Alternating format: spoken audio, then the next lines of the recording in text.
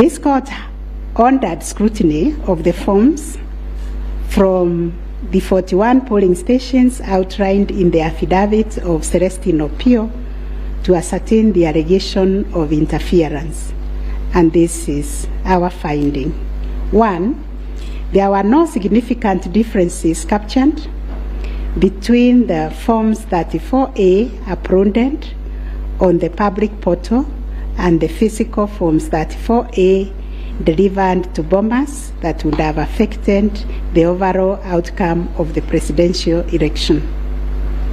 B, no credible evidence was presented to support the allegation that Forms 34A presented to agents differed from those uploaded to the public portal. The report by the registrar of this court confirmed the authenticity of the original forms in the sampled polling stations. The affidavits of Celestine Opio and Arnold Ochieng Oginga, while containing sensational information, were not credible, as the registrar's report confirmed that all the Forms 34A attached to those affidavits and purportedly given to them by the agents at select polling stations were significantly different from the originals, certified copies, and those on the public portal. The purported evidence of Celestine Opio and Arnold Oginga, sworn in their respective affidavits, are not only inadmissible, but are also unacceptable. It has been established that none of the agents on whose behalf the forms were being presented swore any affidavit, that there is nothing to show that they had instructed both Celestine and Arnold to act for them. Yet the two have gone ahead to depone on matters that are not within their knowledge. This court cannot countenance this type of conduct on the part of counsel who are officers of the court.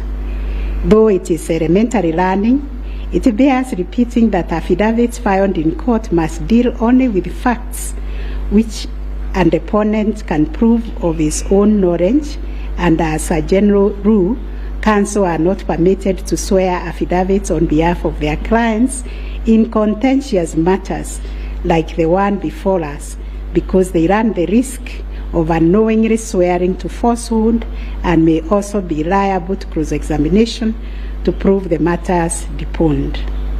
We must remind counsel who appear before this court, or indeed before any other court or tribunal, of the provisions of sections 113 and 114 of the Penal Code that swearing to falsehoods is a criminal offense, and 2, that it is an offense to present misleading or fabricated evidence in any judicial proceeding.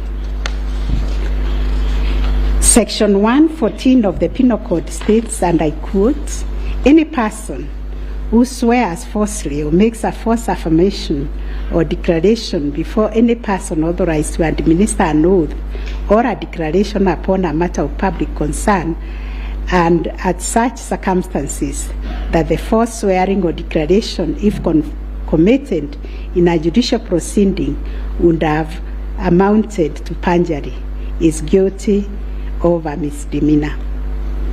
One of the most serious losses an advocate may ever suffer is the loss of trust by judges for a long time. Such conduct amounts to interference with the proper administration of justice. The contents of the affidavit of John Mark Githongo, which may contain forgeries, are also dismissed for not meeting the evidential threshold. Those averments contain no more than incredible and hearsay evidence. No admissible evidence was presented to prove the allegation that Forms 34A were fraudulently altered by a group situated in Karen under the direction of persons named in the affidavit, and video clip attached to it. As a matter of fact, these two affidavits amount to double hearsay and incapable of being proved at each of the rears.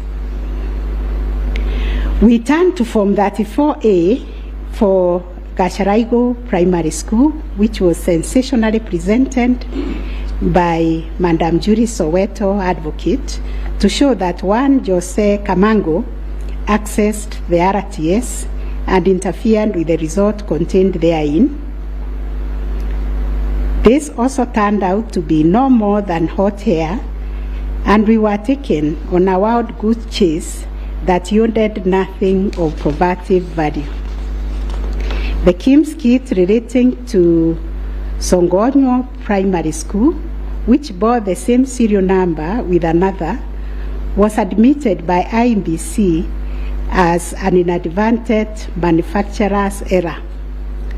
We are also satisfied that the two kits and other identifying features that were markedly different, including the timestamps and polling code, and therefore nothing turns on this anomaly.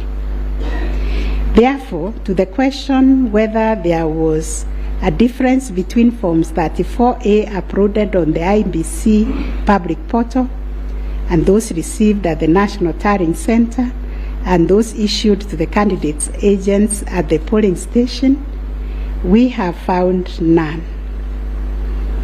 Issue number 4, on whether the postponement of gubernatorial elections in Kakamega and Mombasa counties, parliamentary elections in Kitui, Rural, Kachiriba, Rongai and Pokot South constituencies, and electoral ones in Nyaki West, in North Imenti constituency, and Kwanjenga in Embakasi South constituency, resulted in voter suppression to the detriment of the petitioners, and especially in petition number 5 of 2022.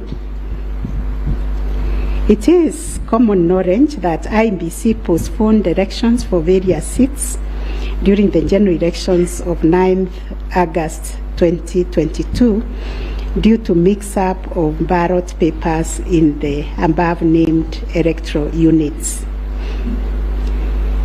It is the combined case of the first and second petitioners that, in terms of Articles 136, 2A, 177, 1, and 181, as read with Article 1 of the Constitution, the chairperson of IBC had no jurisdiction to postpone elections in those areas.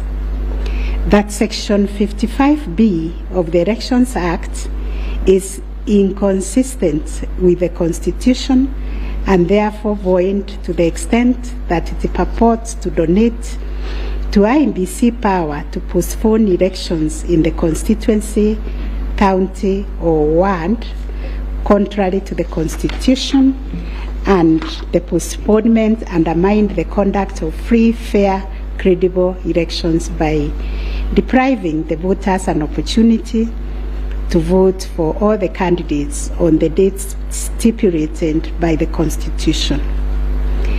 The petitioners further contend that the postponement of elections and the overall effect of suppressing voter turnout in the electoral units in question, which was prejudicial to him.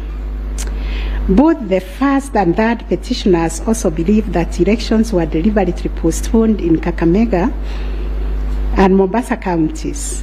It was arranged that these areas are considered to be first petitioner strongholds, and as such, the postponement of elections worked to his disadvantage and handed that benefit to the second respondent.